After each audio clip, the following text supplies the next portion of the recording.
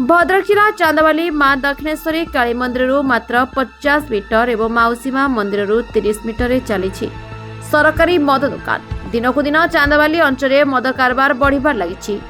अबकारी विभाग को मारे सरकारी स्वीकृतिप्राप्त मद दुकान माने सरकार समस्त आईन उल्लंघन कर चोरारे गाँ गाँव में मद जोगाउवा देखा मिली। एमती एक अभियोग आसी चांदवाली मां दक्षिणेश्वरी काली मंदिर पाखरे थिबा सरकारी ठिपी बंद मद दुकान नाम। सरकार निर्देश मंदिर स्कूल मुख्य राजपथ ठारू 300 मीटर दूर में सरकारी मद दुकान खोलिया निर्देश थिबा बेले यह संपूर्ण उल्लंघन करिछि मां दक्षिणेश्वरी काली मंदिर पाख सरकारी मद दुकान। प्रत्येक दिन मां को दर्शन ने हजार हजार भक्त दर्शन करने को आसती एवं उक्त मद दुकान मात्र 100 मीटर दूर में दुईटी अंगनवाड़ी और गोटे इंग्लिश मीडियम स्कूल और मद दुकान मात्र 10 मीटर एक पेट्रोल पंप अंगनवाड़ी और स्कूल जाउथुवा छात्र छात्री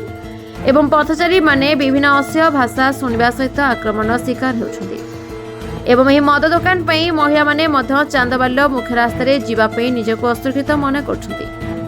एने अंचलवासी अनेक बार अभियोग कर आसुथिले प्रतिश्रुति दे ठकी देउछि जिला अबकारी विभाग। चांदवालीवासी अभियोग नूतन सरकार एवं भद्रक जिलापाल ए घटनार तुरंत तदंत करी उक्त मद दुकान को अन्य एक स्थान को स्थानांतर करने को दाबी करछथि। सर्वप्रथम आपण गणमाध्यम को साधुवाद अर्पण करुच्ची। किंतु प्रथम आमर आईन अबकारी मंत्री घोषणा करथिले शपथ उत्सव पर मदमुक्त ओडिशा एटा चांदवालीवासी अति खुशी खबर थिला। किंतु यही परिप्रेक्षी रे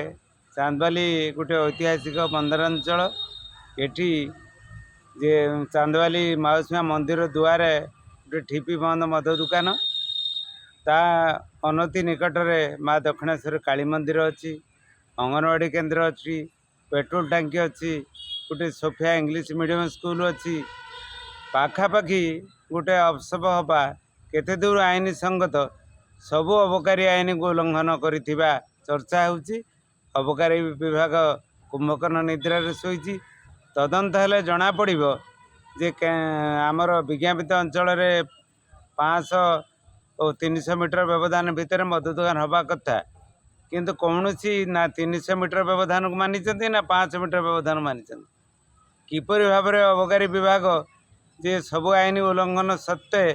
चांदवाली के अवसव चली बारंबार तदंत होउची गणमाध्यम विभिन्न न्यूज बाहर तथापि मद दुकान सेठार उच्छेद होना फल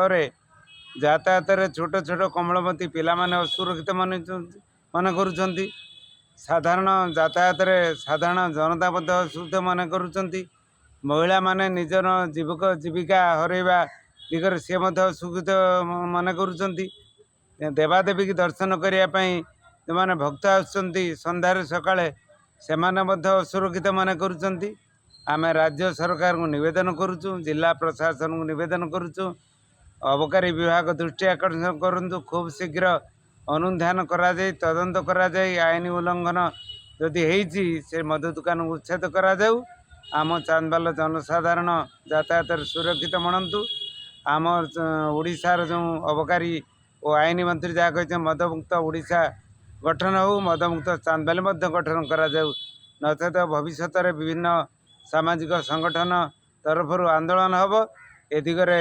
जिला अबकारी विभाग दायी रही। मो ना हला अंजना मोहला कौन कहे जो सरकारी मद दुकान जो रास्ता मो पाखे मंदिर माँ काली मंदिर पाखे कौन असुविधा हो कौन कह असुविधा लोक जो आमर मंदिर माँ काली दक्षिणेश्वरी काली गोटे हूँ नाम अच्छी आम ओडिशार कहने चले किंतु सेठी शह शह भक्त मैंने आसिकी सेठी सकाळ संध्या बेले उपस्थित माँ के दर्शन पाई किंतु ये जो मद भाटी माने गवर्नमेंट सेठी देइछि लाइसेंस प्रशासन देइछि किंतु लोक मानकर यातायात पाई बहुत असुविधा होछि कारण शह शह बाइक आ गाड़ी भी आसिक लगुच मद पाई